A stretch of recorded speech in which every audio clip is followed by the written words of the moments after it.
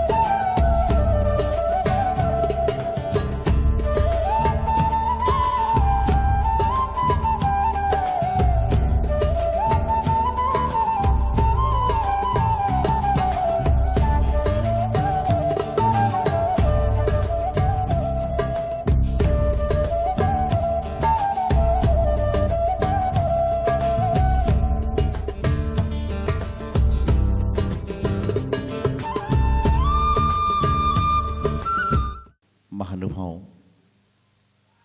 सिद्धों की आराधना करते करते 8 स्टेशनों में से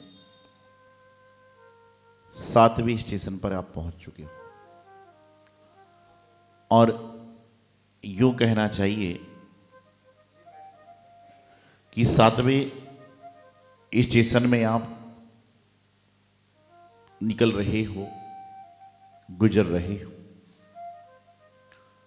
वैसे तो 7 नंबर बड़ा काम का नंबर होता है। कहते ना 7 को जब 7 लिखते हैं तो 7 भी पढ़ने में आ जाता है। 7 कहते अभी गा रहे थे, पंडित जी बता रहे थे कि देव सास गुरु का साथ चाहिए। और जब आपकी शादी ब्याह होती जब क्या होता है? 7 फेरे होते। और कई तो बोलते हैं कि कितने जन्म तक साथ चाहिए। तो ये कौन सा जन्म है आपका 7वें में से? पहला है कि 7वां है? तो क्या है, उनसे पूछते जन्म तो 7 चाहिए लेकिन नंबर कौन सा है, ये 7वां नंबर है कि पहला नंबर है? तो कहते महाराज शादी की शुरुआत में तो पहले साल में तो पहला लग रहा था, लेकिन 20-25 साल में लगता है कि 7वां ही सही है। ये चक्कर है संसार का, इसलिए तो हम लोग बड़ी निकल दिए बेरंग। इस संसार का चक्कर है, इस संसार का चक्कर है कि चुंगम होती ना, चुंगम खाई होगी बचपन में, चुंगम शुरू में खाते हो तो मीठी लगती है, बाद में फेंकना पड़ती। तो यही संसार का चक्कर है कि संसार शुरू में तो मीठा मीठा है, बाद में लगता फेंको और भागो यहां से। मकड़ जाल है, मकड़ी का जाल है, और मकड़ी के जाल में मकड़ी पहले जाल बनाती है और फिर खुद फंस जाती है। अब वैसे मकड़ी कितने हैं? अभी बताता हूं मकड़ी कैसी होती है। इंसान जो होता है उसके कितने पैर होते हैं? 2। जानवर के और किसी जानवर के 6, और मकड़ी के। तो जब तक अकेला है, जब तक कितने पैर हैं? बोलो ना, जब तक अकेला है, जब तक तो क्या कहलाएगा? और जब 2 हो गए तो क्या हो गया? और हम 2, हमारे 2 तो 8 पैर। 8 पैर मतलब मकड़ी जाल बनाएगी और उसी में फंस जाए। ये होता है संसार में, चक्कर हो रहा है। कुंवारों से पूछो सोचते शादी कब होगी, शादीशुदा से पूछो शादी क्यों हो गई। कुंवारे से पूछते हैं वो इस इंतजार में है कि शादी कब होगी, और जो शादीशुदा आदमी बोलते शादी क्यों हो गई, कुछ समय बाद हो जाती। संसार में शादी होवे ना होवे, लेकिन जीवन में शांति जरूरी है। 7 फेरे लिए, तत्व साथ होते हैं, दिन साथ होते हैं, आपके हर चीज साथ साथ है। यहां तक कहते हैं लकी नंबर भी साथ होता है। ये सब तो कर्म है, कर्म है, कर्म है, लेकिन आपका पुरुषार्थ कैसा है ये जरूरी है। कल ऑनलाइन प्रश्न आया था, बोले महाराज जी आजकल रत्नों का बहुत काम चल रहा है, कोई पुखराज पहन रहा है, कोई नीलम पहन रहा है, कोई पन्ना पहन रहा है, कोई हीरा पहन रहा है, बताइए। मैंने कहा जी मैं तो इसमें जीरो हूं, मैं तो कुछ जानता नहीं ये तंत्र मंत्र। तो फिर बोले मैंने रत्न को धारण कर लिया है तो मेरा भाग्य कब बदलेगा? मैंने कहा रत्न पहनने के बाद तुम्हारा भाग्य कब बदलेगा मुझे पता नहीं, लेकिन बेचने वाले का भाग्य जरूर बदल गया, क्योंकि उसका तो माल बिक गया। क्या हुआ? रत्न पहनने के बाद तुम्हारा भाग्य कब बदलेगा पता नहीं, लेकिन बेचने वाले का तो भाग्य बदल गया, क्योंकि उसका माल तो। रत्न पहनने से काम तो होगा, लेकिन रत्न पहनने के साथ साथ में जो रत्नत्रय के धारी हैं उनके चरणों की सेवा करोगे, भगवान की भक्ति करोगे, जब जाकर काम होगा। मात्र रत्न पहनने से काम होता तो संसार में बेचने वाले व्यापारी बन जाते सारे बड़े बड़े आदमी, बेचने की जरूरत ही नहीं थी। आज हो यही रहा है, हम लोग इतने परेशान हैं कि जहां पर भी सॉफ्ट कॉर्नर मिलता है वहीं घुस जाते हैं। बोलते ना गाड़ी पार्क करने वाले को जहां गली में जगह मिलती है वहीं पर वह क्या कर लेता है, वहीं पर गाड़ी को पार्क कर देता है। ये नहीं सोचता, ये वह नहीं सोचता कि गाड़ी जो है पार्क की जा रही है तो पीछे वाले को दिक्कत ना हो जाए। बस वह क्या करता है कि गाड़ी को पार्क कर देता है। जहां जगह मिली, जहां पर जगह मिली वहीं पर, थोड़ा धीरे करना बोलो ना, जहां पर जगह मिलती है वहीं पर वह गाड़ी को लगा देता है। इसी तरह से इंसान का जीवन है कि उसको जहां जगह मिली वहीं पर एडजस्ट हो जाता है, होना ही चाहिए। लेकिन ध्यान रखना, यहां पर यदि एडजस्ट नहीं होगे तो ऊपर जाकर वहां पर भी एडजस्ट नहीं हो पाओगे। एक कमरे में 10 लोग भी रह सकते हैं और 10 कमरों में 3 लोग का भी रहना मुश्किल हो जाता है, क्योंकि आपके अंदर भाव सही नहीं है। और ध्यान रखना, जो एडजस्ट है उसी का पेट डाइजेस्ट है, जो एडजस्ट है उसी का भोजन डाइजेस्ट है, और जो एडजस्ट नहीं है उसके जीवन में डाइजेस्ट हो ही नहीं सकता, बल्कि अपच हो जाए। कई लोग भोजन करने के बाद चूरन खाते हैं, गोली खाते हैं, क्यों? कि भोजन पच जाए। और जो सही भोजन करते हैं वो चूरन नहीं खाते, बल्कि क्या करते हैं, भोजन करने के बाद में संतों के साथ में आहार विहार में सम्मिलित हो जाते हैं, कहते हैं हमारा भोजन तो वैसे ही पच जाएगा। कई लोग मॉर्निंग वॉक पे जा रहे हैं और ऐसे ऐसे बुद्धिजीव हैं कि जो प्रातःकाल मंदिर के सामने से 2 बार निकलते हैं, जाते में भी आते में, लेकिन मंदिर के हाथ नहीं जोड़ेंगे। अरे नहा धो के आ जाओ, मंदिर तक पैदल आ जाओ, यही तुम्हारी मॉर्निंग वॉक हो जाएगी। आज क्या हो रहा है, लोग पुरानी पद्धतियों में आ रहे हैं। आप उनसे पूछो जो 80-80 साल के लोग हैं, उन्होंने जीवन में कभी मॉर्निंग वॉक नहीं करी, लेकिन मुनियों के विहार कराए। उन महिलाओं से पूछो 80 साल की है जो नीचे बैठ के नमस्तु कर सकती हैं, उन्होंने क्या किया, जॉगिंग वॉकिंग नहीं करी, बल्कि उन्होंने क्या किया, हाथ से कूटा पीसा होगा तो कहते सब कुछ सही है। सब चीज नीति के हिसाब से चलती है, पद्धति के हिसाब से चलती है, व्यवस्था के हिसाब से चलती है, लेकिन उस व्यवस्थाओं में क्या होता है, उस पद्धति में क्या होता है कि हमारी जो क्रम है ना वो बिगड़ चुका है। खाने का समय खराब हो गया, उठने का समय खराब हो गया, सोने का समय खराब हो गया, मंदिर जाने आने का समय खराब हो गया। भगवान महावीर स्वामी को मोक्ष कितने बजे हुआ था? तुम तो ऐसे बोल रहे हो जैसे तुम सामने खड़े होकर देख रहे थे। ये तो पक्का है कि भोर में हुआ था। आज से 20, 25, 30 साल पहले मंदिर में लड्डू चढ़ते थे ना, तो जो 6 बजे तक सोता रहता था उसको लड्डू चढ़ाने नहीं मिलता था। होता कि नहीं, 6 बजे तक पूरा चढ़ जाता, खत्म। लेकिन आजकल लड्डू चढ़ाने वाला 9 बजे चालू करता है, बोले रात को 12-1 बजे सोया होगा तो सुबह किससे मंदिर में आएगा। तो भगवान महावीर स्वामी को मोक्ष हो गया प्रातः काल की बेला में, भोर में हो गया, अंधकार में हो गया, सब कुछ हो गया, क्योंकि उनका जो मोक्ष अंधकार में नहीं हुआ, बल्कि लोगों के अंधकार को दूर करने के लिए मोक्ष रूपी प्रकाश उन्होंने जीवन में फैलाया, और उस प्रकाश में हम जी रहे हैं, उस प्रकाश की हम कल्पना कर रहे हैं। जीवन में समय बार बार नहीं आता। आज आप स्वस्थ हैं, काम कर लो। आपके पास धन है, उसका सदुपयोग कर लो। आपके पास मन है, उसको अच्छी जगह लगा लो। अगली बार धन भी है, मन भी है, लेकिन शरीर की क्षमता नहीं है। आहार लगाने वाले सोचते हैं कि भाई लगा लो, पता नहीं अगली बार क्या होगा। उनसे पूछो जिनके यहाँ पर 2-2, 4-4 सालों से इंतजार चल रहा था कि आहार लगे, और उसके बाद में जिस दिन लगने को आया उस दिन सूतक लग गई, उसके पूछो उसके दिल की क्या गुजरती होगी। इसलिए ध्यान रखना, जब भी शुभ काम करने का अवसर आए उसको तुरंत करिए।